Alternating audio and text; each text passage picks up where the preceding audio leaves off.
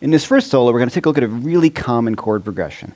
We see this chord progression in songs like Sweet Home Alabama, Blue on Black, and countless other ones. So let's run through the chord progression first. We're going to run the track so we can hear it. So let's check it out.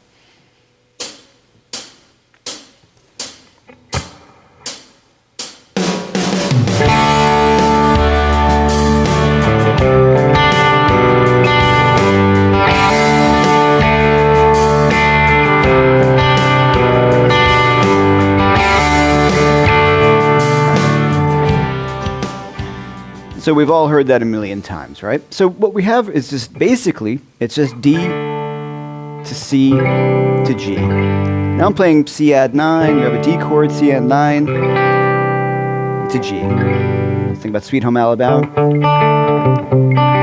Right? So same chord progression, it's many, many tunes. So there's a number of ways I can solo over this. And I'm really happy to talk about this because technically we are in a mode. We're in a D Mixolydian scale. But I don't think in terms of modes. I find when I play modes, it's important to know them, it's important to know the sounds. Absolutely need to know this. But as a soloist, I find when I think about modes, I can sound very scaly or modey, if that makes kind of sense. And we'll hear some of those sounds. But the first thing, as a guitar player, I'm always really coming things from a pentatonic point of view. And to me, it's home base, being a blues rock guy. It's where my ears always gravitate towards, and it's my favorite kind of sound, is pentatonic. So the first thing we can do is think about what a D minor pentatonic scale would sound like in this. So now technically, if we look at our chords, I have a D major chord, D, F sharp, A. Okay? I go to my C chord, C add 9, or to say C, C, E, G, and my G chord is spelled G, B, D. Now if we put those all in alphabetical order, you would get D, E, F sharp, G, A, B, C. That gives us a D Mixolydian scale. Now, the first thing, if we're going to sound like a blues rocker, and the first thing us guitar players are going to gravitate towards, and it still sounds cool, is a D minor pentatonic scale. Now, D minor pentatonic, if we just take a look at our basic fingering for D minor pentatonic, which would be D, F, G, A, C, D, F, G, A, C, D, F. And we compare the notes we just thought about before, we would realize, the scale has an F in it, but my D major chord has an F sharp in it.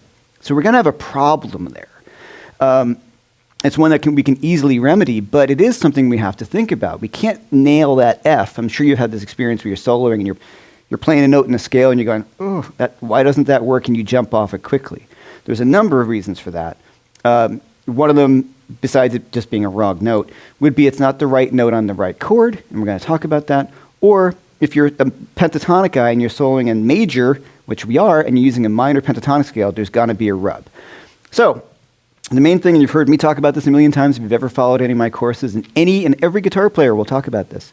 One of the most important things is being able to tweak your third to make it work a little more bluesy-wise. So I'm going to take my F, and I'm going to just kind of tweak it a little bit where I'm alluding to my F sharp. So let's hear a D minor pentatonic scale itself over the track, and we'll see where the problems come in. You can run the track. So D minor.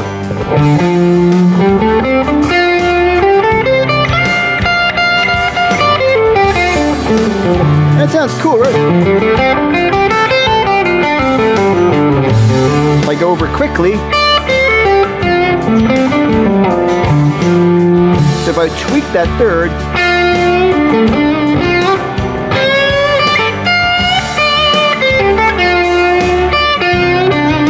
right?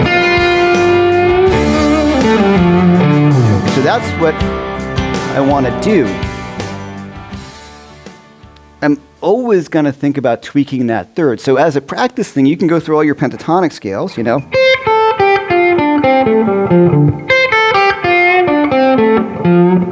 So I'm going to play, every time I have that F, I want to just bend it a little bit.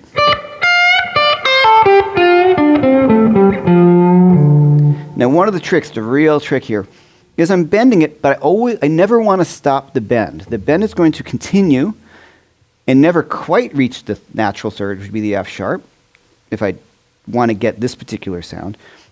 It's going to keep that bend moving until I get to my next note. Because if I stop the bend at any point, it's going to sound out of tune. If I do something like,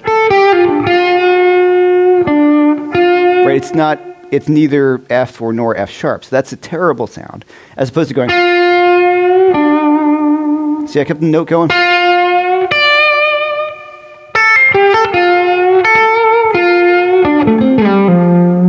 Right? It's always in motion. If you stop the bend in mid-motion, it's going to sound really sour.